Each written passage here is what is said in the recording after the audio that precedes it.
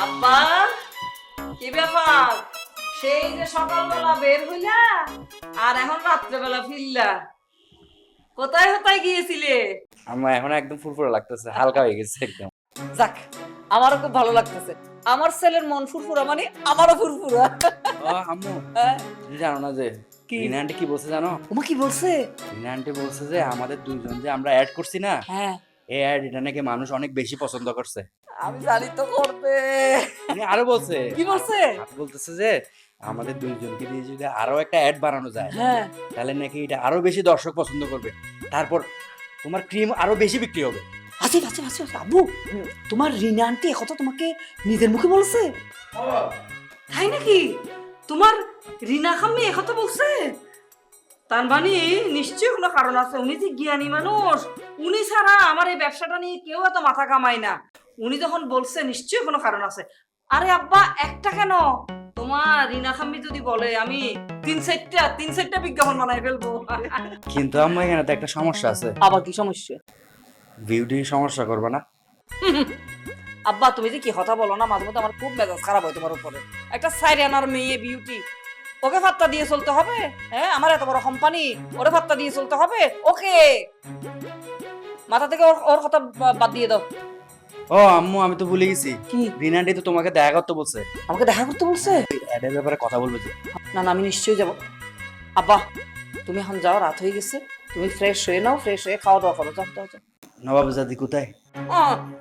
নবাবজাদি আর কোথায় থাকবে? হ্যাঁ, এসি রুম না, ঠান্ডা ফাইয়া দেখো গিয়া নাকটাকে করে ঘুমা দিছে।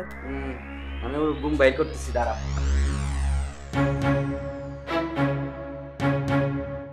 না, রিনা আফা যখন বলছে নিশ্চয়ই কোনো কারণ আছে।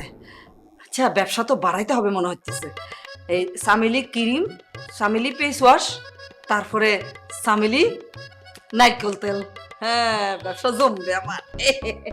আর আপনি আপনার ভাগ্নির কি ব্যবস্থা নেবেন? ব্যবস্থা নেন।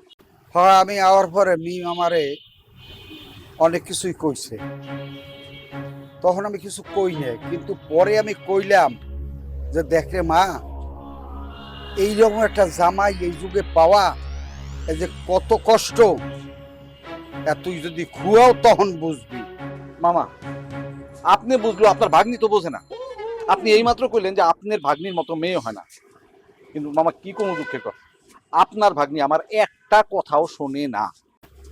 কি কমু বাবা, এই বিয়ের আগে তো এরকম ছিল না, এই বিয়েটা হওয়ার পর ওই রকম আমূল পরিবর্তন হয়ে গেছে, এটা তো চিন্তাও করতে পারি না আমি।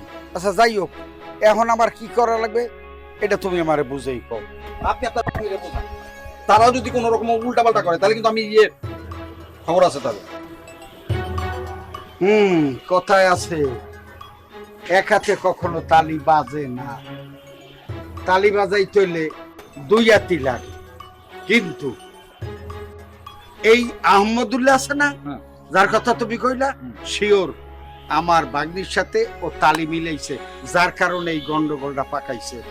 তুমি এটা কাজ করবা বাবাজি, তুমি ওই আহমদুল্লাহরে খালি আমার একটু পরিচয় করাই দিবা, যে কোনো ভাবে একটু পরিচয় করাও। বাকি কেমনে কি করতে হয় এটা আমি তোমার মামা শ্বশুর আছি, আমি দেখব। আপনি মুরব্বী মানুষ, আপনি কি করতে যাবেন? আপনি খালি আপনার ভাগ্নিরে বুঝান।